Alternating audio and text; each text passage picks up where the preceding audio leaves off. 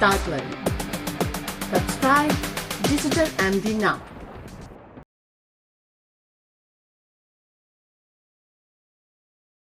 अब हम बात करते हैं कि मैंने स्टार्ट किया है मीम कॉइन्स के। मीम कॉइन्स क्या हैं? जैसे मैंने आपको अभी बताया कि मीम कॉइन्स जो है ना वो क्रिप्टो करेंसी की एक कैटेगरी है और इंटरनेट मीम्स हैं सोशल मीडिया के ऊपर फंडामेंटल टेक्नोलॉजी इकोनॉमिक एट्रीब्यूट्स के साथ ये डिस्कस हो रहे होते हैं। और ये कॉइन जो हैं ये बड़ा ह्यूमर और कम्युनिटी एंगेजमेंट इनके अंदर एडिड होता है। ठीक है, ऑनलाइन ट्रेंडिंग जो कॉइन्स होते हैं वो यही है, मतलब ट्रेंड कोई बन जाता है और वो मीम बन जाता है। मीम ट्रेंडिंग मीम भी होता है। ठीक है, तो ऑनलाइन का ट्रेंड चल रहा है और ये बड़ा स्ट्रॉन्ग डेडिकेशन फॉलोइंग देते हैं। अब देखें हमारे पास अगर आपने डिजिटल मार्केटिंग या वो चीज़ें देखेंगे तो ये फॉलोइंग बड़ा इम्पैक्ट डालती है।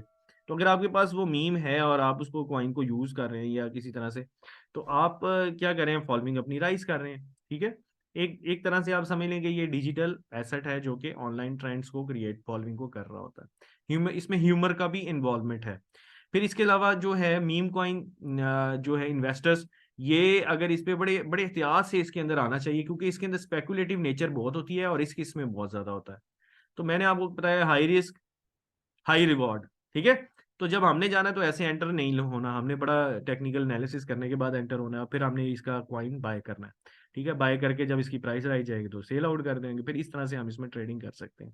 लेकिन इन्वेस्टर्स जब मीम कॉइन में आते हैं तो उसमें बहुत सारी चीजें देखनी होती हैं। और वैसे भी मीम कॉइन जैसे मैंने आपको बताया ये इतनी लो वैल्यू की होते हैं, 0.0000131। ठीक है, यूएसडीटी। अब ये देखें कितने लो यूएसडीटी के ऊपर इसकी प्राइस है। ठीक हो गया, तो अगर आप $10 के खरीदेंगे या $10 मतलब कि 10 USDT अगर आप इसके ऊपर लगाते हैं तो आप कितने ज्यादा मीम्स कॉइन ये बाय कर लेंगे। और ये जो मीम कॉइन है इनकी प्राइस में जब फ्लक्चुएशन आती है तो ये 2 जीरो की जगह अगर यहाँ पे भी वन आ गया और यहाँ पे भी वन आ गया तो ये वैल्यू कहाँ से कहाँ जाएगी, आपके $10 कहाँ से कहाँ जाएंगे। सो ये मैं आपको बात बता रहा हूँ कि ये मीम कॉइन के अंदर ये होता है, फ्लक्चुएशंस हाई होती हैं और उसी तरह से लो भी होती हैं। तो ये खैर ये एसेट है, अगर पड़े भी रहे आपके पास स्पॉट के अंदर तो कोई इतना कोई आपको कोई ये दाढ़ गीली नहीं कर रहे। हो सकता है अभी 5 महीने बाद इसकी प्राइस में एकदम से राइज आ जाए और जब 5 महीने बाद राइज आ जाए तो आपका वो ऑटोमेटिकली 10 USD जो है ना वो 1000 के अंदर चेंज, 100 के अंदर चेंज हो गया। तो आप देखिए कितना फर्क आ रहा है। ठीक है, और 100 की बजाय ये 1000 में भी चेंज हो सकता है।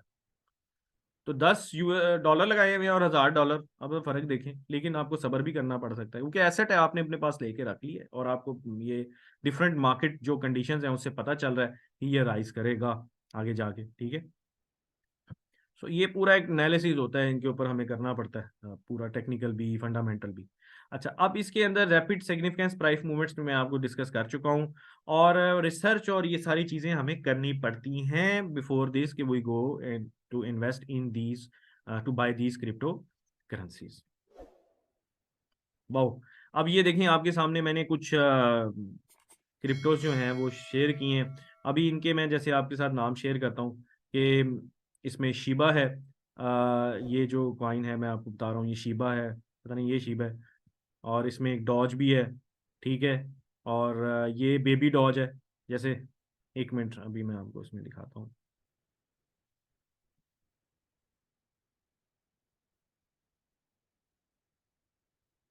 ठीक है, ये बेबी डॉज है, ये पेपे है।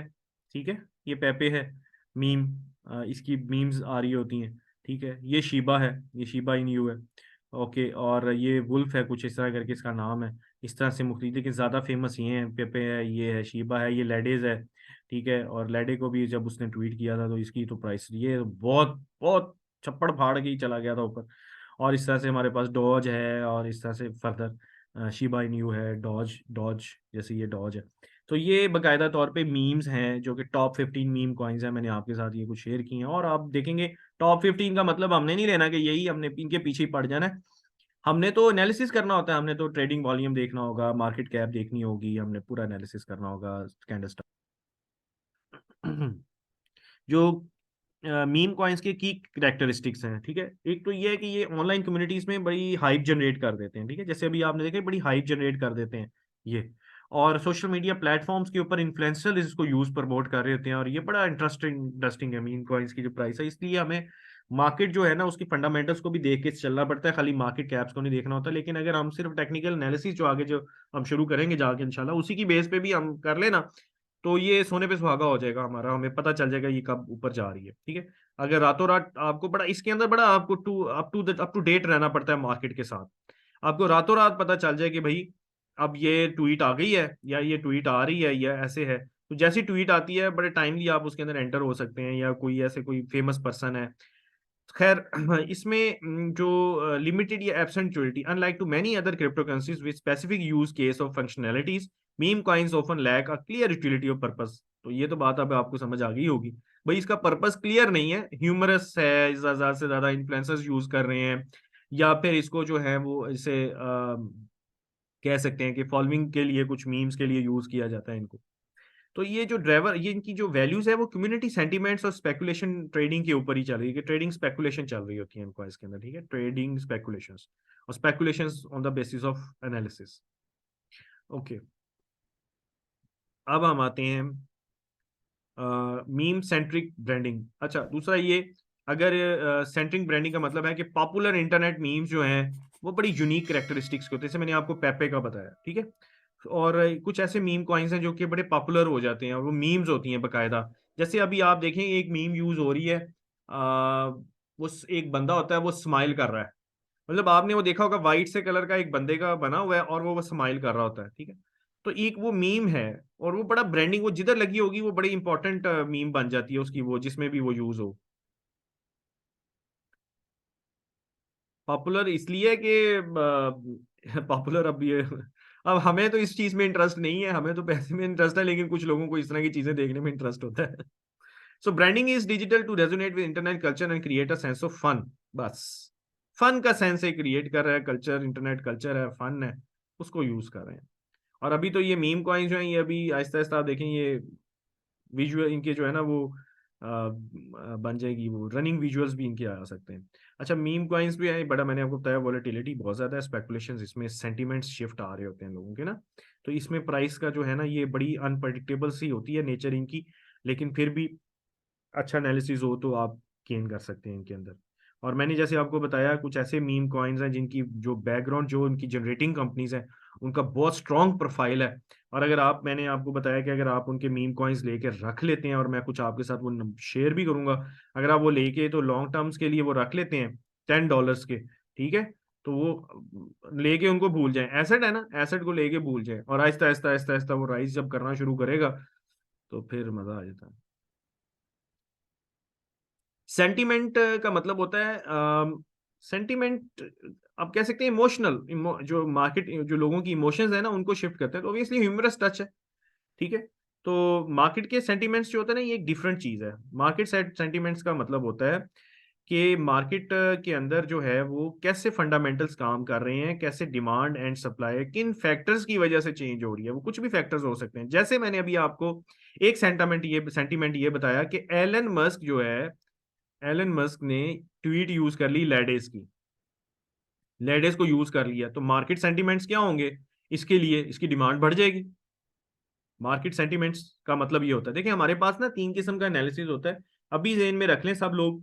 और वो जो तीनों किस्म का एनालिसिस होता है ना उसमें से एक किस्म को ना सेम ही कहा जाता है। एक जो टाइप है हमारे पास उसको हम कहते हैं टेक्निकल एनालिसिस, ठीक है, जो कि अभी अभी हम आगे जाएंगे कि ये बड़ा स्ट्रांग है और यही ज्यादातर इफेक्टिव होता है। लेकिन ये अगर इसके साथ हम फंडामेंटल एनालिसिस को भी ऐड कर दें ना, तो ये सोने पे सुहागा हो जाता है हमारी चीज। कुछ लोग सिर्फ फंडामेंटल एनालिसिस की बेस पे ट्रेड कर रहे होते हैं, कुछ टेक्निकल, तो ये दोनों मिल जाएं तो बड़ा स्ट्रांग होते हैं। मैंने आपको बताया फंडामेंटल्स ऑफ मार्केट्स का पूरा एक सेक्शन भी है, हम उसको देखेंगे, फंडामेंटल एनालिसिस। और तीसरा एक और जिक्र किया जाता है, उसको कहते हैं मार्केट सेंटिमेंटल एनालिसिस, सेंटिमेंट। अब जो मार्केट सेंटिमेंट होते हैं ये बायर और सेलर्स के सेंटिमेंट्स होते हैं।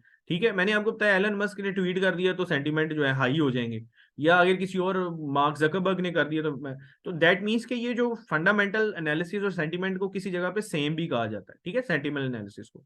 तो ये मार्केट के सेंटिमेंट्स हैं, न्यूज़ आती हैं इसके अंदर, पॉपुलर न्यूज हो जाती है, कोई ऐसे यूएस की रिपोर्ट आ जाती है, ठीक है, आपकी कोई दुनिया के अंदर वॉर चल गई, ठीक है, और वॉर हो गई, या फिर कोई ऐसा एक्स्ट्राऑर्डिनरी कोई दुनिया में हो जाता है, एक्स्ट्राऑर्डिनरी कोई